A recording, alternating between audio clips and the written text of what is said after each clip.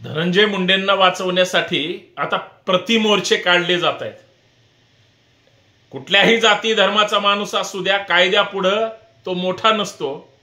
आणि जर एखाद्याची हत्या झाली असेल, मग ते सोमनाथ सूर्यवंशीचे असेल परभणीच्या, किंवा बीडच्या मस्साजोगच्या संतोष देशमुख ह्या सरपंचाची असेल, अमानुष पद्धतीने मारलं। जातीचा रंग कोण लावतंय? ज्यांनी जातीच्या रंगाचं भांडवल करून निवडणुका जिंकल्या ते सगळे राजकारणी। जातीला कोण त्या ठिकाणी महत्व देतंय? ज्यांना जातीच्या नावावर राजकारण करायचंय, किंवा ज्यांना जातीच्या नावावर समाजकारण करायचंय, किंवा जातीचं भांडवल कोण करतंय? ज्यांना जात वापरल्याशिवाय ज्यांचं काम होत नाही ते। वाल्मिक कराडांनी अमानुष पद्धतीने लोकांना कशा पद्धतीने छळलंय याचा आलेख वाचल्यानंतर जातीचा प्रश्न आणणारे आता प्रतिमोर्चाचे भांडवल करू लागले। याचा अर्थ असा आहे, मराठ्यांनी ओबीसीच्या विरोधात बोललं की ओबीसी खतरे में, आणि ओबीसीनी आता पुढे येऊन भाषण केली की मग मराठ्यांना डिवचणार का? हे अशा पद्धतीचं वातावरण काही सरकारचे सुपारी घेऊन मोर्चे काढणारी लोकच समाजाला बदनाम करतात। स्वतःचं दुकान चालवण्याचा प्रत्येकाचा प्रयत्न आहे, पण न्याय कोण मागतंय आणि कोणासाठी मागितला जातोय? आज ह्यांचा मारला, उद्या त्यांचा मारणार, परवा ते ह्यांचा मारणार, हाच धंदा चालणार आहे का? याच्याकडे कुणी पाहणार आहे की नाही? सुसंस्कृत महाराष्ट्र आहे, पुरोगामी महाराष्ट्र आहे, परिवर्तनवादी महाराष्ट्र आहे। या महाराष्ट्राचा राजकीय आणि सामाजिक इतिहास पाहिला तर शत्रू जरी समोर आला, तो राजकीय दृष्ट्या असू द्या, सन्मानाने चर्चा व्हायच्या, समर्पक उत्तरं दिली जायची, कोपर खळ्यातून किंवा चिमटे काढण्यातून राजकारणाचे कलगीतुरे हे व्हायचे। पण आज माणसं मारण्यापर्यंत हिम्मत होते, याचा अर्थ पैसा, पैशाच्या जीवावर हे सगळं चालू आहे, आणि पैशाच्या जीवावरच हे भांडवल केलं जातंय। याच्याकडे लक्ष दिलं पाहिजे। मित्रांनो, याच मुद्द्यावर चर्चा करणार आहे की प्रतिमोर्चे काढून तुमचं दुकान चालवाल, समाजाचा सत्यानाश कराल, विसरू नका। प्रतिमोर्चे काढून तुम्ही एखाद्याला डिवचण्याचा प्रयत्न कराल, मूळ मुद्द्यापासून बगल मिळणार आहे। मूळ मुद्दा तुम्ही दुर्लक्ष करून दुसऱ्याच वादाला तोंड फोडणार आहात, हे सुद्धा विसरून चालणार नाही। या मुद्द्यावर चर्चा करायचे। सर्वांना नमस्कार, मी संतोष शिंदे। या सामाजिक विचारपीठावर सर्वांचं मनपूर्वक हार्दिक स्वागत।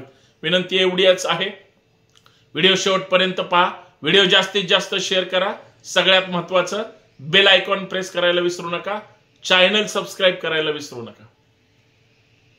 मित्रांनो, जाणीवपूर्वक बीड जिल्हा आज महाराष्ट्रातला बिहार म्हणून ओळखला जातोय। जाणीवपूर्वक बीडला बदनाम केलं गेलं, परंतु त्याच बीडमधून चांगली लोक सुद्धा जन्माला आलेली आहेत। महाराष्ट्राच्याच नाही, देशाच्या नाही, जगाच्या पाठीवर सुद्धा ते सगळीकडे आपल्या कर्तृत्वाचा झेंडा फडकवत आहेतच। पण बीड एका व्यक्तीच्या किंवा नेत्याच्या नावामुळे, त्याच्या चांडाळ चौकडी कारभारामुळे, आणि सगळ्यात महत्त्वाचं वेगळ्या वेगळ्या कारनाम्यामुळे बीड गाजतोय। मग त्याचे राईट हँड लेफ्ट हँड आले, त्याचे चेले चपाटे आले, गुन्हेगारी आली। कशा पद्धतीने एखाद्याला मारलं जातं हे कुठल्याही जातीच्या नेत्यांनी एकदा विचार करावा।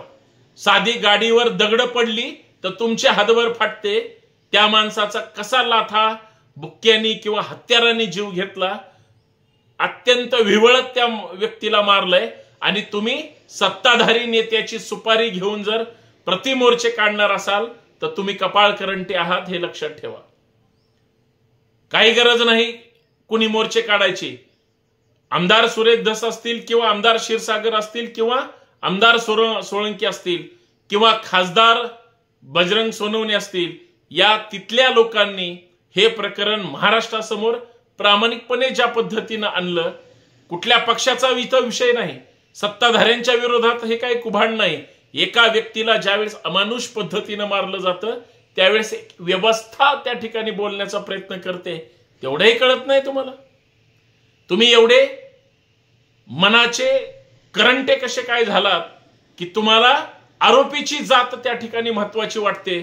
आरोपीच्या जातीचा प्रवर्ग तुमच्यासाठी जर महत्वाचा वाटत असेल तर तो तुमच्या प्रवर्गावर अन्याय नाही का, तुम्हीच फक्त त्या प्रवर्गात जन्मले, बाकीचे कोणीही जन्मलेले नाही असं जर कुणाला वाटत असेल, फक्त ती हत्या, तो मृत्यू आठवा. लाज वाटली पाहिजे जातीला टार्गेट करतायत म्हणून सांगायला. जे विकृत आहेत तेच जातीला टार्गेट करतात, जे चांगले आहेत ते गुन्हेगाराला टार्गेट करतात, गुन्हेगाराच्या प्रवृत्तीला टार्गेट करतात. गुन्हेगाराची आणि गुन्हेगाराला पाठिंबा देण्याची किंवा मागे उभे राहणाराची ज्यांची वृत्तीच हलकट आणि वाईट आहे त्यांच्या प्रती हा संघर्ष सुरू आहे. आणि मग बगलबच्च्यांना नाव ठेवले तर नेत्याला झोमतं, नेत्यावर बोललं, नेत्याचे काळे धंदे महाराष्ट्रासमोर आले तर मग चेले चपाटे गांगारून जातात. हाच मुद्दा त्या बीडमध्ये सध्या सुरू आहे. आणि म्हणून प्रतिमोर्चे मग संभाजीनगरला असेल किंवा इकडे तिकडे काढले जातात. खबरदार, लक्षात ठेवा, माणसं मारणं हा पुरुषार्थ नाहीये. माणसाला जगवणं आणि माणसं मोठी करणं हा पुरुषार्थ आहे. सध्या माणसं मारणाऱ्यांची सुपारी गुन्हेगारी वृत्तीतून, गुन्हेगारी वृत्तीचे माणसं जर प्लांट करत असतील तर हा खानेरडेपणा आता महाराष्ट्रासमोर आला पाहिजे. आणि तो जर येत असेल तिथं जातीचा काय संबंध. आणि माझं ओपन चॅलेंज आहे, गांभीर्यानं लक्ष द्या. ज्या वाल्मिक कराडवर जातीचा आरोप म्हणून किंवा समाजाचा आरोप म्हणून वाल्मिक कराडची बाजू जे जे चेले चपाटे घेतात त्यांना ओपन चॅलेंज आहे. वाल्मिक कराडच्या सगळ्या काळ्या धंद्याच्या प्रकरणामध्ये, सरपंच संतोष अण्णा देशमुखांच्या हत्येमध्ये वाल्मिक कराडच्या जवळच्या म्हणून ज्या महिलांची चौकशी झाली, त्या महिला कुठल्या जातीच्या आहेत एकदा विचार करा. त्यांचे नवरे कुठे आहेत एकदा विचार करा. आणि त्यांना कोण अत्यंत वाईट पद्धतीनं वागणूक देत आहे. शब्द मला दुसरा वापरायचा होता पण कायद्याचा बांधील आहे, वापरणार नाही. मग जर सगळीकडे जवळच्या लोकांचाच आणि महिलांचा होत असेल तर मग ते त्या जातीचे किंवा प्रवर्गाचे नाहीत का? त्यांच्यासाठी का प्रतिमोर्चे काढले जात नाहीत हे महाराष्ट्रासमोर आलं पाहिजे. का महिलांची नावं आली, का महिलांच्या चर्चा झाल्या, याच्याबद्दल कुणीच बोलायला तयार नाही. याचा अर्थ असा आहे की सगळे लिंकिंग आहे. जसं सरकारने आधार कार्डला पॅन कार्ड अटॅच करा म्हणून सांगितलं, आधार कार्डला पॅन कार्ड आणि पॅन कार्डला आधार कार्ड, ह्याच्यातच आमची 5-10 वर्ष गेली. तसंच गुन्ह्याचं आणि ह्या गुन्हेगारीचं सुद्धा आहे. एकमेकाशी नेता आणि त्याचा राईट हँड, नेता आणि त्याचा लेफ्ट हँड, नेता आणि चेले चपाटे एकमेकाशी कनेक्ट आहेत प्रत्येक गुन्ह्यात. मी बातमी वाचली आणि ऐकली सुद्धा, कानावर सुद्धा महाराष्ट्राच्या पडली असेल की ज्या आरोपींच्या मोबाईल मधून सरपंच देशमुखांच्या हत्येचा व्हिडिओ त्या ठिकाणी रिकव्हर केला, जो डिलीट केला गेला होता, तो व्हिडिओ ज्यावेळेस ही लोक व्हिडिओ कॉल करून पाहत होती किंवा मारहाण करत होती किंवा एका नेत्याला दाखवत होती, भयानक मृत्यू समोरच्या माणसाला देत असताना यांच्या चेहऱ्यावर भीती नव्हती, दहशत नव्हती किंवा घाबरण्याचा प्रकार सुद्धा नव्हता. हे आनंदाने हे कृत्य करत होते. ही हिम्मत आली कुठून, ही हिम्मत आली कशामुळं, याचा सुद्धा विचार झाला पाहिजे. प्रतिमोर्चे काढणाऱ्यांनो, ज्यावेळेस असे प्रतिहल्ले किंवा अशा गोष्टी एखाद्यावर होतात किंवा जाणवतात किंवा तुम्हाला साधा चिमटा घेतला किंवा ठेच लागली तर तुम्ही विवळता, तर मग एखाद्याचा जीव गेल्यानंतर आरोपीच्या समर्थनार्थ मोर्चे काढणारे हे कपाळ करंटेचे बाप आहेत असं म्हणलं तर वावगं ठरणार नाही. हे लक्षात ठेवा. ज्या जातीत आणि ज्या प्रवर्गात तुम्ही जन्मला ती महाराष्ट्रातलीच आहे आणि त्याच महाराष्ट्रात तुम्ही आम्ही सगळे राहतो.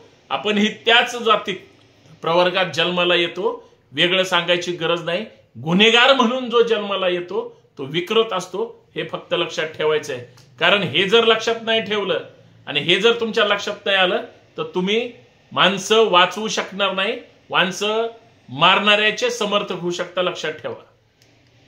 कारण ही एक मोठी विकृती आहे आणि विकृतीला जे खतपाणी घालतात, विकृतीला जे पोसतात, विकृतीचं जे समर्थन करतात ते सगळ्यात मोठे विकृत असतात.